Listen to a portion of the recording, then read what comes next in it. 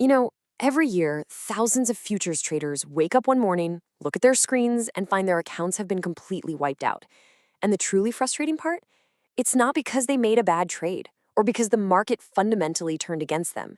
It's because someone, somewhere, decided to change the rules of the game while they were sleeping. Today, we're going to break down one of the most powerful recent examples of this, the overnight silver crash. So picture this. In just a single morning session, the price of silver absolutely collapses by 6%. We're talking a massive, violent move. But here's the thing. There was no new economic data, no fundamental shift in supply and demand, nothing. It was just a sudden, brutal drop that caught an army of bullish traders completely off guard. And that's really the heart of the matter right there. What we're looking at was not a natural market movement. No, this was the result of an outside force, an entity with the power to literally rewrite the regulations that govern the entire market. This is the mystery we're here to solve. So let's start by looking at the evidence. Okay, so first up, let's set the scene of the crash. We're going to lay out the numbers, the cold hard facts, and then we're going to reveal the official catalyst that kicked this whole chain reaction off. The scale of the damage was just immense. I mean, look at this. In Shanghai, silver plunged by as much as $9 an ounce. Over New York on the COMEX exchange, the price dove from around $80.50 all the way down below 76.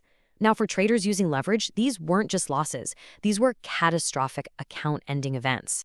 And here we have it, the official reason. The Chicago Mercantile Exchange, or COMEX, suddenly hiked the margin requirement, that's the good faith deposit you need to hold a silver contract, by almost 14%.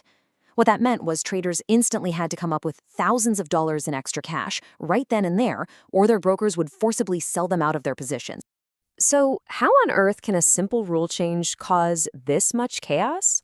Well, to really get that, we need to take a closer look at the weapon that was used, the power of margin. Margin, at its core, is basically a security deposit. As you can see, a trader only needed about $22,000 to control a single silver contract worth a whopping $400,000. That is nearly 20-to-1 leverage. Now, that kind of leverage is fantastic for magnifying your gains, but as we're about to see, it also magnifies a hidden risk, a risk that most traders just don't account for.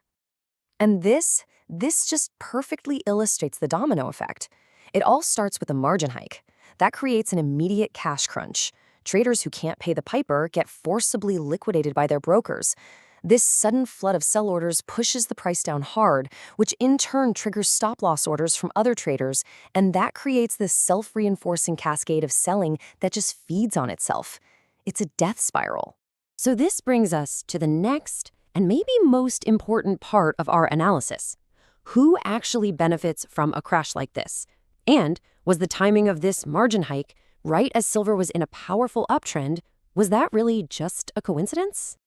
The first piece of evidence starts with this number, 41,000. That's how many open call option contracts were sitting out there. These are essentially bets that silver would stay above a certain price, and they were all clustered right at the critical $75 strike price. Now, let's unpack the staggering implication here. Each one of those 41,000 contracts represents 5,000 ounces of silver. If you do the math, that means there was a potential demand for the physical delivery of 205 million ounces of silver, but only if the price stayed above that $75 level. This massive potential demand created the risk of something called a delivery squeeze. And let me tell you, this is the absolute worst nightmare for short sellers. Those are the traders betting on prices to fall. A squeeze would mean they could be forced to go out into the open market and buy 205 million ounces of physical silver at any price just to avoid defaulting on their delivery obligations. And this is the allegation that started bubbling up from people in the market. The belief was that this margin hike wasn't just some random risk management. It was a deliberate, calculated move to engineer a price drop, to cool off the market, and to relieve the immense pressure that was building on the big players who were short the silver market. Now, it is absolutely crucial to understand that an event like this is not some isolated incident. It's not a black swan. Instead, it's a well-worn page from a historical playbook that has been used time and time again. Just look at this timeline. Exchanges have a long history of using margin hikes to put the brakes on powerful bull markets. From the infamous silver run back in 1980 to crude oil's massive peak in 2008, and even with Bitcoin futures in 2017. The pattern is remarkably consistent.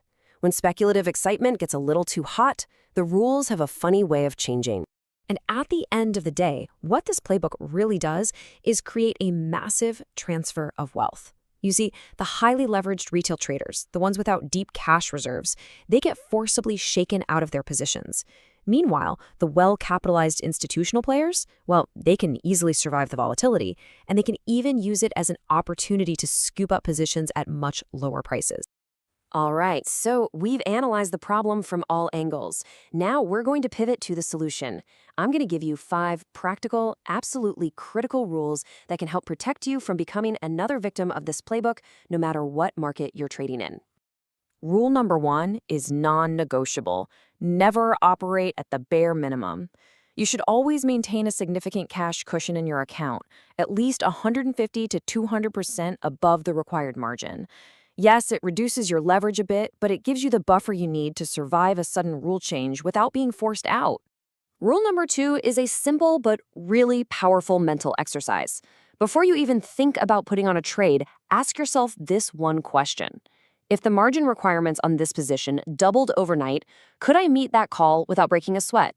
If the answer is no, or even a maybe, then your position is simply too large for your account. Rule number 3 is about a crucial shift in your mindset. See, most traders only focus on market risk, the risk of the price moving against them. But you have to account for regulatory risk too. That's the risk that the exchange itself will change the rules to your detriment. Think of it like a second, invisible opponent in every single trade you make. Rule number 4 is about learning to read the warning signs. You need to pay attention to the data. Large concentrations of open interest in the options market, just like those 41,000 contracts we saw at the $75 strike, are a massive red flag. They signal a point of extreme financial stress where the exchange might feel compelled to step in and intervene. And our final rule is to practice true diversification. Now, I don't just mean trading different assets. I mean diversifying your exposure across different exchanges, different countries, and different kinds of instruments like ETFs or even physical holdings. This ensures that a single policy change on one exchange can't just come along and destroy your entire portfolio. So I'll leave you with this question to really think about. In a world where the rules are, in fact, subject to change without any notice, maybe the primary goal isn't to perfectly predict the future price. Maybe the real job is to build a robust strategy that ensures your survival no matter how the game is played. Because at the end of the day, in trading, the preservation of your capital is always rule number 1.